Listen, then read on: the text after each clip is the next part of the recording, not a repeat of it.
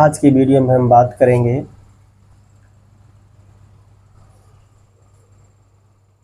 Black hole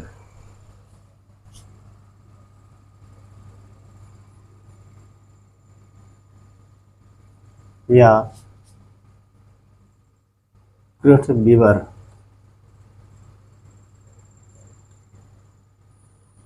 सबसे पहले तो हम बात करेंगे आखिर ब्लैक होल क्या है, इसकी खोज किसने की थी। तो सबसे पहले हम बात करेंगे इसके खोजकर्ता की। तो सबसे पहले इसकी खोज डॉक्टर सुब्रमण्यम चंद्रशेखर ने किया था। डॉक्टर सुब्रमण्यम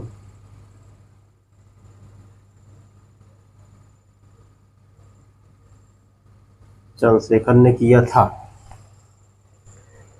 बात करते हैं हम आखिर ब्लैक होल क्या है।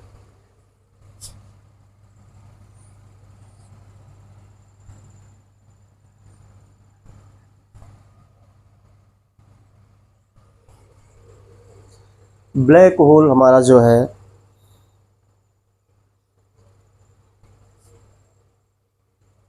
तारों का एक ऐसा अदृश्य भाग होता है जहां से या जिसकी सतह से तापमान भी पलायन नहीं कर सकता है।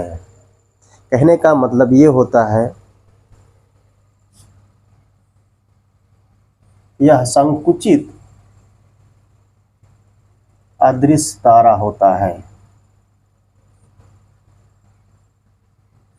संकुचित अदृश्य तारा होता है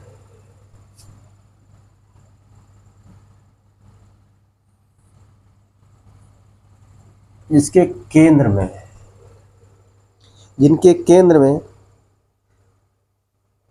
गुरुत्वाकर्षण की शक्ति इतनी अधिक पाई जाती है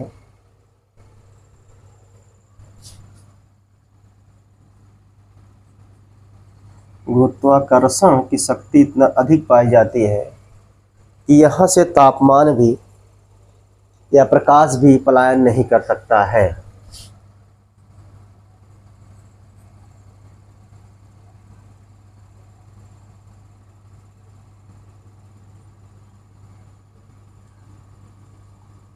जहाँ से तापमान भी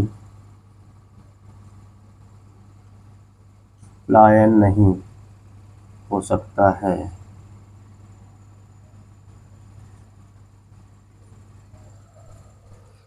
हम यह भी कह सकते हैं कि जो ब्लैक होल की घटना होती है तारे की अंतिम अवस्था होती है। तारे की अंतिम अवस्था होती है। अगर देखा जाए तो जो ब्लैक होल जो घटना है या कृष्ण विवर जो घटना है, इसका जो तापमान है, जो तापमान इसके प्रारंभिक द्रव्यमान के 3 गुने से अधिक तथा 15 गुने तक होता है। अगर इससे कम पाया जाता है तो न्यूट्रॉन तारा की संज्ञा दी जाती है। 3 गुने से 15 गुना तक प्रारंभिक द्रव्यमान इसका पाया जाता है। अगर इससे कम होता है तो न्यूट्रॉन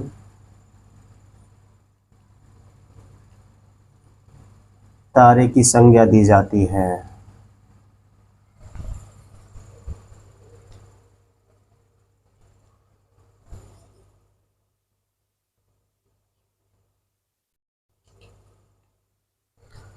अब नेक्स्ट बात करते हैं हम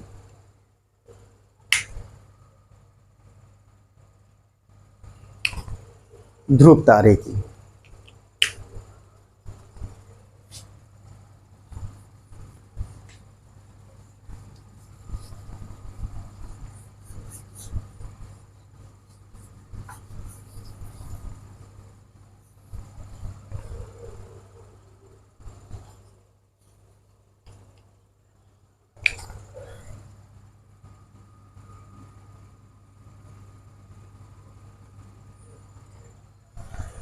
हम ध्रुव तारे की बात करते हैं। जो ध्रुव तारा है यह 90 अंश कोण पर सदैव दिखाई देता है। ये नॉर्थ पोल, ये साउथ पोल, ईस्ट और वेस्ट पोल। कहने का मतलब ये है जो ध्रुव तारा ये सदैव उत्तर दिशा में दिखाई देते हैं।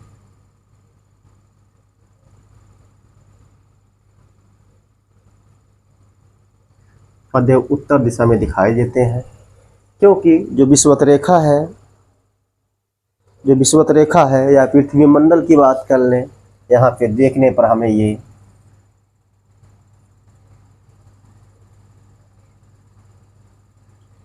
या पृथ्वी से देखने पे हमेशा उत्तर की तरफ दिखाई देता है, जिसे हम कह सकते हैं ये 3 तारों का एक समूह होता है। ये 3 तारों का एक समूह पाया जाता है।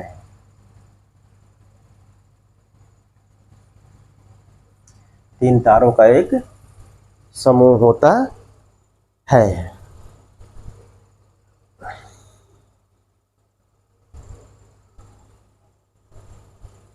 ध्रुव तारा के अन्य नाम हैं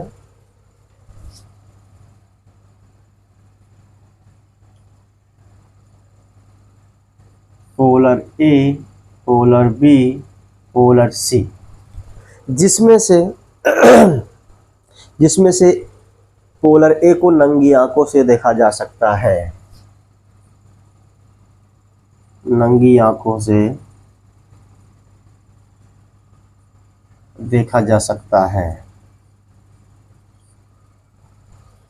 हमें इतना याद रखना है कि ध्रुव तारा होता है हमेशा 90 अंश के कोण पर दिखाई देता है, अर्थात उत्तरी पोल होता है जहां जो सदैव उत्तर दिशा में दिखाई देता है।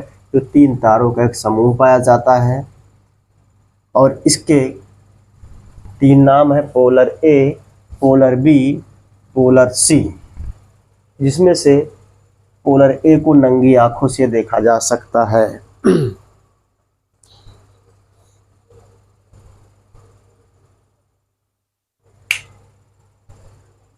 अब नेक्स्ट बात करेंगे हम आदि तारा या भ्रूण तारा।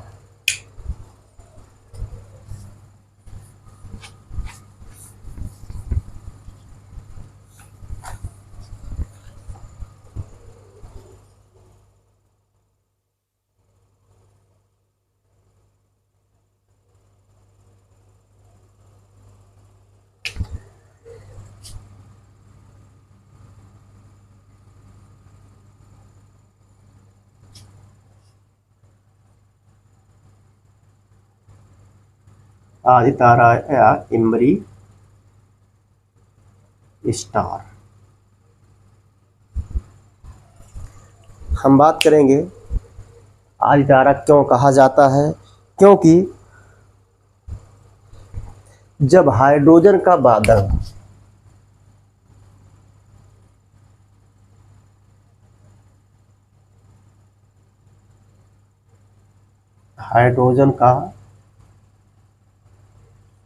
बादल अत्यधिक विशाल हो जाता है, उसके बाद धीरे धीरे वह सिकुड़ने लगता है।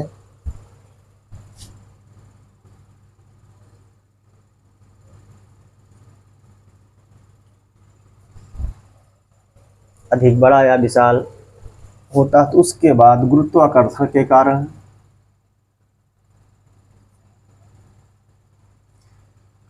कारण इसमें सिकुड़न होती है।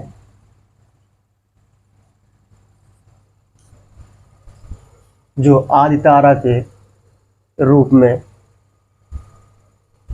हो जाता है, अर्थात जिसे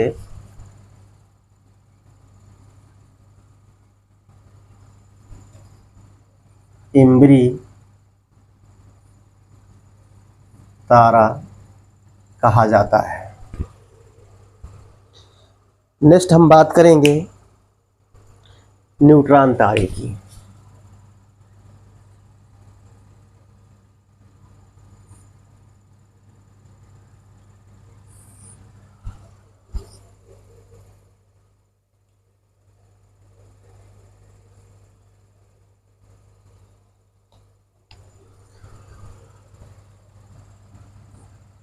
आखिर हम न्यूट्रॉन तारा किसे कहते हैं? जब किसी तारे की अंतिम अवस्था होती है, तारे की अंतिम अवस्था होती है, उसे हम न्यूट्रॉन की संज्ञा देते हैं, क्योंकि यह एक सुपरनोवा विस्फोट होता है, क्योंकि यह एक सुपरनोवा विस्फोट होता है, जिसका नामकरण या जिसकी खोज मिस जोकलिन ने 1967 में की थी। मिस जोकलिन 1967 में किया।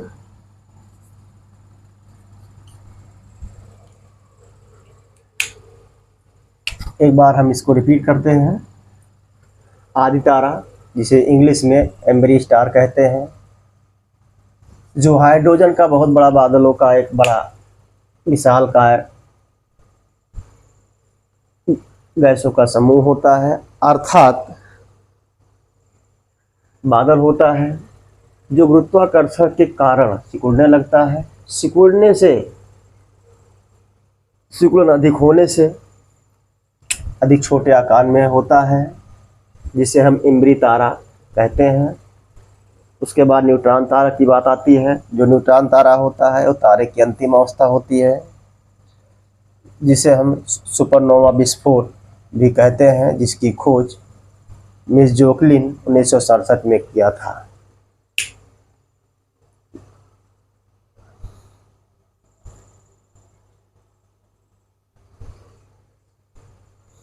नेक्स्ट आगे हम बात करेंगे नेक्स्ट वीडियो में